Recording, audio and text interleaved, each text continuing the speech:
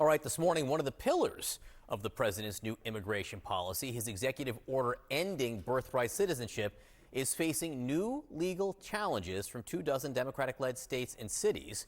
With us now is one attorney general part of that lawsuit, Aaron Ford from Nevada. Sir, always good to see you. Talk to me about the basis of this lawsuit. Well, good morning, John. It's always great to see you, and thank you for having us on to talk about this important conversation. The basis is simple. The Constitution prohibits what Mr. President is attempting to do here. I just heard your last segment, and I understand that this may be an unpopular topic relative to immigration being at the forefront of our conversations. But even in uncomfortable topics or unpopular topics, the rule of law prevails. And what we are looking at here is a president who, within hours of being sworn in as our 47th president, violated the Constitution. And I said early on that to the victor goes the spoils. He has every right to implement his own immigration policies, but he must do so lawfully. And when he does not, I will defeat him in court. And that's what we're doing. So let's read from the Constitution right now. The 14th Amendment, the beginning of it. All persons born or naturalized in the United States and subject to the jurisdiction thereof are citizens of the United States and of the states wherein they reside. That is the basis of birthright citizenship. If you're born here, you are a citizen, has been the interpretation since the 14th Amendment. What Donald Trump in the current White House says is the words subject to the jurisdiction thereof creates a gray area for people, they say, who are here illegally because they are not subject to the jurisdiction, they say, of the United States since they're here illegally. What do you say to that? Well, first off, let's back up and talk about the genesis of the conversation. The last time an American was denied birthright citizenship was the Dred Scott case. It was a dreadful decision wherein African descendants were told that whether they were free or whether they were enslaved, they could never be citizens of the United States, born here or otherwise. And that was what led to the overturning of that decision in the 14th Amendment. And subsequently thereafter, we saw a case in the Wong Kim Ark case where the Supreme Court confirmed that children born to immigrant parents on our soil were also to be given American status.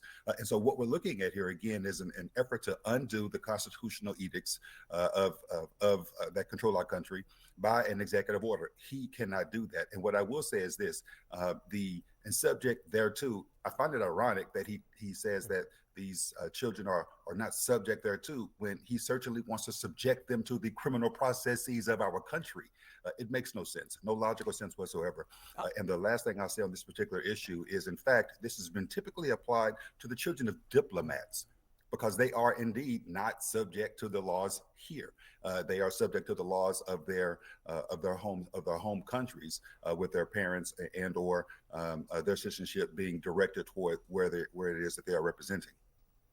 I will say the preponderance of scholarship over the last 100+ years has been in line with what you're saying, that birthright citizenship is enshrined in the Constitution. But there have been some people who've tried to find some holes in the reasoning. You referenced the 1898 Supreme Court case, U.S. versus Wong Kim Ark. And there are those who suggest that the children of the Chinese immigrants, the parents themselves, and again, immigration was different in the 1890s, but had some kind of quasi-legal status here, so they weren't here technically legally. So that could be a way in. I guess I'm asking, do you have any fears that as this moves up the court chain, that there could be a court, a federal court at some level, maybe the Supreme Court, sympathetic with this White House?